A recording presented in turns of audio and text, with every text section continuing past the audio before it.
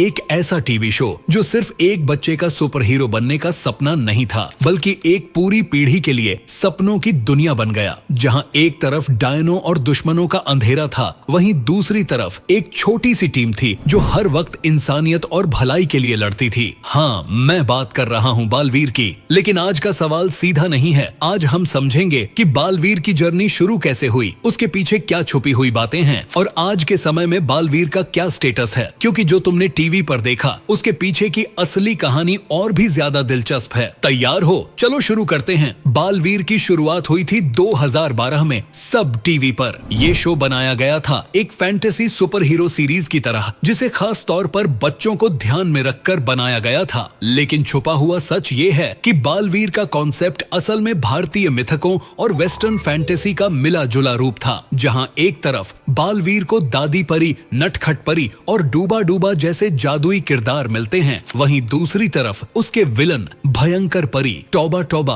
और भैमर एक डार्क और ड्रामेटिक वर्ल्ड बनाते हैं। बालवीर का किरदार निभाया अभिनेता देव जोशी ने, जो उस समय सिर्फ एक टीनेजर था। देव ने एक बार इंटरव्यू में बताया था कि बालवीर की शूटिंग शेड्यूल इतनी टाइट होती थी कि वो स्कूल और शूट दोनों को बैलेंस नहीं कर पाता था। इसलिए उसने होम स्कूलिंग शुरू की ताकि पढ़ाई और एक्टिंग दोनों जारी रख सके। सोच कर देखो, एक आम बच्चा स्कूल जा रहा होता है, लेकिन देव जोशी उस समय शूटिंग कर रहा होता था ताकि तुम्हारे जैसे फैंस को रोज नया एपिसोड मिल सके। अब एक और छुपी हुई बात, बालवीर जब शुरू हुआ वो एक लो बजट एक्सपेरिमेंट था। सब टीवी को लगा था कि ये सिर्फ कुछ ही महीनों तक चलेगा, लेकिन जब टीआरपी चार्ट्स आए तो सब चौंक गए। बालवीर ने न सिर्फ बच्चों को बल्कि उनके माता पिता को भी इंगेज कर लिया। इसलिए शो को बार बार एक्सटेंड किया गया और नतीजा, बालवीर का पहला सीजन 2012 से 2016 तक चला, जिसमें 1111 एपिसोड थे। अगर तुम सोच रहे हो कि इतनी लंबी कहानी बनाना आसान था, तो बिल्कुल नहीं। क्रिएटर्स को हर बार नए विलन, नए प्लॉट ट्विस्ट और नई परियों की कहानियां बनानी पड़ती थीं। इसीलिए तुम्हें बालवीर में कभी काल परी मिलती थी, कभी भयंकर परी, कभी महाविनाशिनी और कभी डूबा डूबा का डबल गेम। लेकिन 2016 के बाद शो बंद क्यों हुआ? इसका एक सिंपल कारण था, ऑडियंस का इंटरेस्ट शिफ्ट होना। एक पॉइंट के बाद ओरिजिनल फैंस बड़े होने लगे और नए बच्चे उस लेवल पर कनेक्ट नहीं कर पा रहे थे। दूसरी तरफ कंटेंट सैचुरेशन हो गया था, मतलब बच्चे भी बोर हो रहे थे कि हर बार बालवीर ही जीत जाता है। लेकिन फिर आया बालवीर का कमबैक। 2019 में सब टीवी ने लॉन्च किया बालवीर रिटर्न्स, और इस बार देव जोशी वापस आए